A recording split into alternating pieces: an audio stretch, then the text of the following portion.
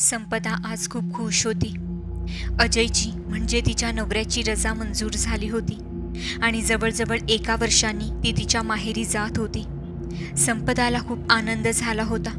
तिने लगेच माहेरसाठी पत्र लिहिले आणि कळवले, आम्ही येतोय. संपदाने सामानाची बांधाबांध सुरू केली. आई वडिलांसाठी नवीन कपडे खरेदी केले. नाना प्रकारचे फराळ तयार केले. अजयनेही जायचा दिवस निश्चित केला आणि एसटीची 2 तिकीटं काढली. गावी जायचा दिवस अखेर उजाडला. जेवण पूर्ण करून दोघेही एसटी स्थानकावर पोहोचले. सायंकाळी 6 वाजताची एसटी होती. दोघे एसटीमध्ये आपल्या जागेवर जाऊन बसले. घर घर करत एसटी चालू झाली. गप्पा गोष्टी करत प्रवास होत होता. जशी जशी रात्र होत गेली, खिडकीतून थंडगार हवा आत येऊ लागली. संपदा अजयच्या खांद्यावर डोकं ठेवून झोपी गेली. रात्री हळूच अजयने संपदाला उठवले. तिचं गाव जवळ येत होतं. ते दोघे सामान घेऊन तयार झाले. खरकन ब्रेक दाबून गाडी त्यांच्या गावच्या जवळच्या एसटी स्थानकावर थांबली. ते दोघेही गाडीतून खाली उतरले. स्थानकावर त्यांना सोडून कोणीही नव्हते. वातावरणात स्मशान शांतता होती. फक्त रातकिड्यांची किरकिर ऐकू येत होती. ह्या दोघांना उतरवून शांतता मोडत गाडी निघून गेली आणि पुन्हा सगळं शांत झालं. अजयने हातावरच्या घड्याळात पाहिलं. रात्रीचे 2 वाजले होते. पहाट व्हायला अजून खूप वेळ होता. पहाट झाल्याशिवाय त्यांना घरी जाण्यासाठी टांगा किंवा रिक्षा मिळण्याची शक्यता कमी होती. कोणाला विचारावं तर तिथे त्या दोघांना सोडून चिटपाखरूही नव्हतं. तिथे थांबावं तर फक्त एक तिकीट घर आणि त्याच्यासमोर प्रवाशांना बसण्यासाठी एक बाकडा होता. गार वारा येऊन अंगाला झोंबत होता. त्याने बॅगमधून 2 शाल काढल्या. एक संपदा भोवती पांघरली आणि एक आपल्या अंगावर घेतली आणि तिला विचारलं, आता काय करूया? सकाळ होईपर्यंत इथे थांबूया का चालत तुझ्या घरी जाऊया? स्टँडवरची भयान शांतता तिला सहन होत नव्हती. मध्येच कुठेतरी कुत्र्याच्या भुंकण्याचा आवाज येत होता आणि आज अमावस्या आहे हे तिच्या आत्ताच लक्षात आलं होतं. तिला कसंही करून लवकर घरी पोहोचायचं होतं. आईच्या मिठीत शिरून गाढ झोपायचं होतं. तसं स्टँडपासून गाव जास्त लांब नव्हतं. अर्ध्या पाऊण तासाचा रस्ता होता, पण तो जंगलातून जात होता आणि गावी जायचा हा एकच रस्ता होता. तसे तर सर्वच जण येण्या जाण्यासाठी हाच रस्ता वापरत, पण सूर्यास्त झाल्यावर चिटपाखरूही त्या रस्त्यावर फिरकत नव्हतं. रात्री तो रस्ता न वापरण्याची ताकीदच दिली होती, पण आता तिला याची पर्वा नव्हती. तिला लवकरात लवकर घरी पोहोचायचं होतं. दोघांनी धीर करत त्या रस्त्याने जायचं ठरवलं. डोळ्यात बोटं घातली तरी दिसणार नाही इतका काळोख त्या रस्त्यावर होता. घनदाट झाडीतून तो रस्ता जात होता. अमावस्येचा काळोख मनात अजूनच भीती वाढवत होता.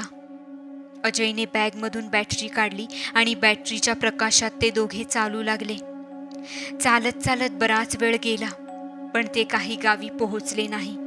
गावाचा काहीच थांगपत्ता लागत नव्हता. ते एका वडाच्या झाडाजवळ पोहोचले.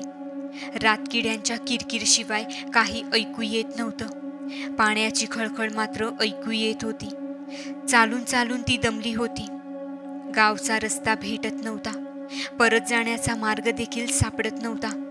कैचीत अडकल्यासारखी अवस्था झाली होती. जरा वेळासाठी ती त्या वडाच्या झाडाखाली बसली. अजय तिथेच उभा राहून बॅटरीच्या प्रकाशात पुढचा रस्ता शोधत होता. हवेची थंडगार झुळूक तिच्या अंगावरून गेली.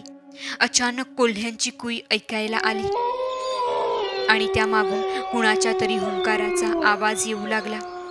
खूप जणांनी एकसाथ मोठमोठ्यांनी श्वास घ्यावा असे आवाज. सरकन तिच्या मानेचे केस उभे राहिले आणि भीतीची थंडगार लहर तिच्या सर्वांगाहून गेली. तिने अजयला हाक मारली. अजय धावत तिच्या जवळ आला. त्याला यातलं काहीही ऐकू आलं नव्हतं.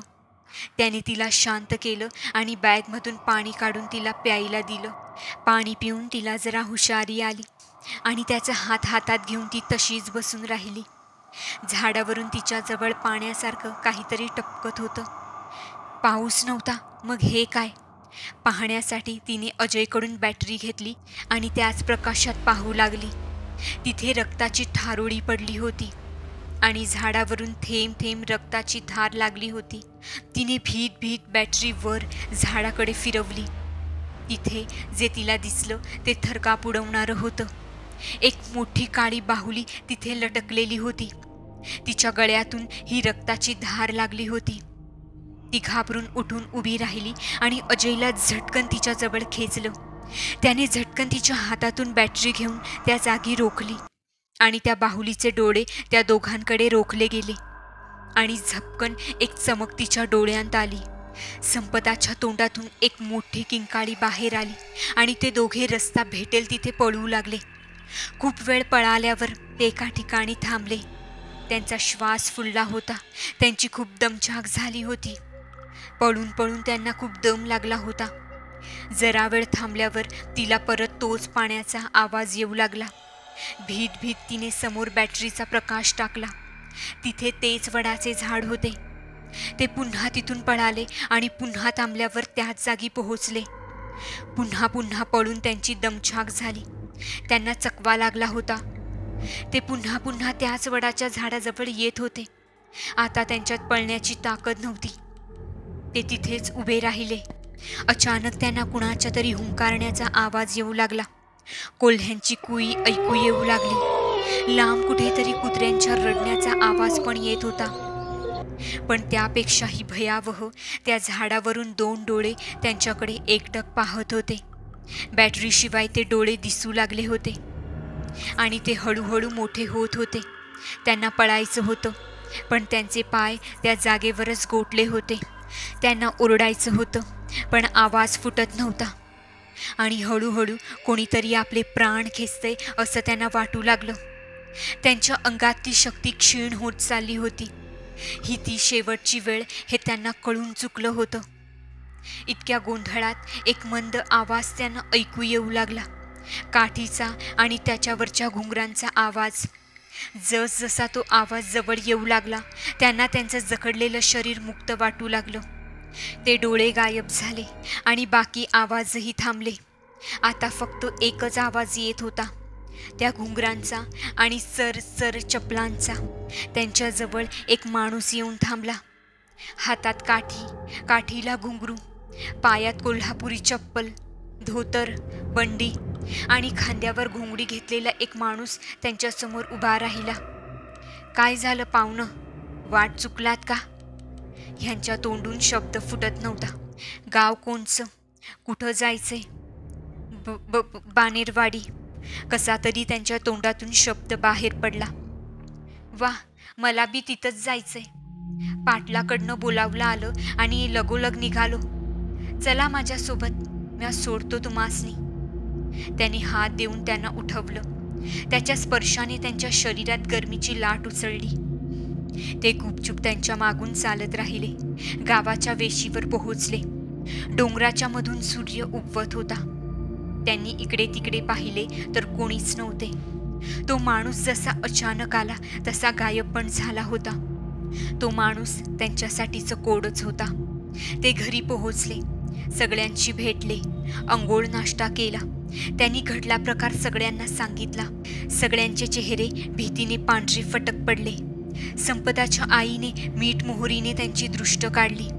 तिने खुणेने संपदाच्या वडिलांना बोलावून घेतलं आणि त्यांच्या हातात काही साहित्याची पिशवी दिली. ती पिशवी घेऊन तिचे वडील निघून गेले. ते गेल्यावर तिने तिच्या आईला याबद्दल विचारलं. काल खूप मोठं संकट तुझ्यावर आलं. रात्री त्या वडाच्या झाडाजवळ जाणारं परत कधी जिवंत येत नाही. त्यातून काल अमावस्येची रात्र म्हणजे अजूनच खतरा. पण आपल्या राखणदाराने माझ्या भक्तीची लाज राखली. तुला आणि जावई बापूंना त्या संकटातून सुखरूप बाहेर खेचून आणलं. त्याने तुमचं रक्षण केलं. त्याने कुणी आई आणि हा कोण आपला राखणदार आहे? अख्ख्या गावचा आहे. जो कोणी त्या जंगलात अडकतो त्याला सुखरूप बाहेर आणतो. त्यासाठी तुझ्या बाबांना मी त्याच्या मंदिरात पाठवलंय. ते ऐकून संपदा अवाक झाली आणि आपल्यावर आलेल्या संकटातून बाहेर काढल्याबद्दल राखणदाराचे आभार मानले. तर मित्रांनो, कोण कोण कोकणातलं आहे आम्हाला कमेंटद्वारे जरूर कळवा आणि ही भयकथा तुम्हाला कशी वाटली आम्हाला कमेंट्समध्ये जरूर कळवा आणि आमच्या चॅनलला सबस्क्राईब करायला विसरू नका. धन्यवाद.